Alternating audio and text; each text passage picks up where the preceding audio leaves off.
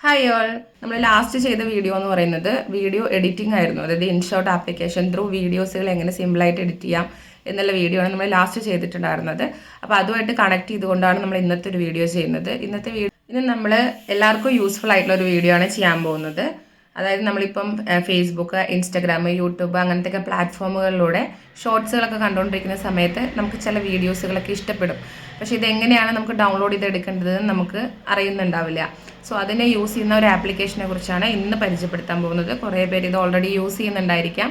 ഇപ്പോൾ എൻ്റെ ഫ്രണ്ട്സ് ആയാലും ശരി, അതുപോലെ നമുക്കറിയുന്ന ആളുകളിൽ പലരും യൂട്യൂബിൻ്റെയും അതുപോലെ ഈ ഷോർട്സിൻ്റെ ഒക്കെ ലിങ്ക് അയച്ചു തന്നിട്ട് വീഡിയോ ഒന്ന് ഡൗൺലോഡ് ചെയ്ത് തരുമോ എന്ന് ചോദിക്കാറുണ്ട്.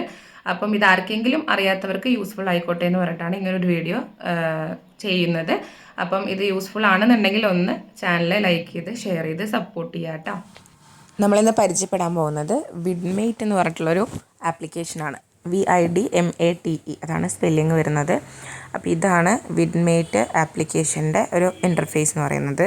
അപ്പോൾ നമ്മൾക്കത് പ്ലേ സ്റ്റോറിൽ നിന്ന് ഡൗൺലോഡ് ചെയ്യാവുന്നതേ ഉള്ളൂ. വിഡ്മേറ്റ് സെർച്ച് ചെയ്താൽ മതി. അപ്പോൾ അത് ഡൗൺലോഡ് ചെയ്തതിന് ശേഷം ജസ്റ്റ് ഇതൊന്ന് ഓപ്പൺ ചെയ്ത് കാണിച്ചു തന്നതാണേ. അപ്പോൾ നമ്മൾ ഫേസ്ബുക്കിലൊരു വീഡിയോ എടുക്കാം. ഫേസ്ബുക്കിൽ നമ്മളിപ്പോൾ ഇങ്ങനെ സ്ക്രോൾ ചെയ്യുന്ന സമയത്ത് ഏതെങ്കിലും ഒരു ഷോർട്സ് കണ്ടു. അപ്പോൾ ആ ഒരു ഷോർട്സിൻ്റെ ഓഡിയോ അല്ലെങ്കിൽ അതിൻ്റെ ഒരു വീഡിയോ വേണമെന്നുണ്ടെങ്കിൽ നമ്മൾ താഴെ അതിൻ്റെ ഷെയർ ബട്ടൺ ഉണ്ടല്ലോ, അത് ക്ലിക്ക് ചെയ്തതിന് ശേഷം കോപ്പി ലിങ്ക് കൊടുക്കുക.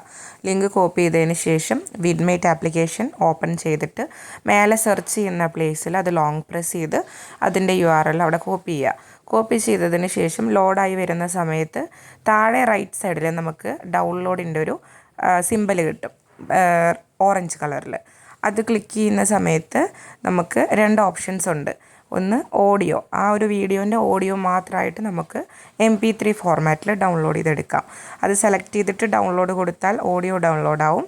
തൊട്ട് താഴെ MP4 അത് കൊടുത്തിട്ട് ഡൗൺലോഡ് കൊടുത്തു കഴിഞ്ഞാൽ നമുക്ക് വീഡിയോ ഇങ്ങനെ ഡൗൺലോഡാക്കി കിട്ടും.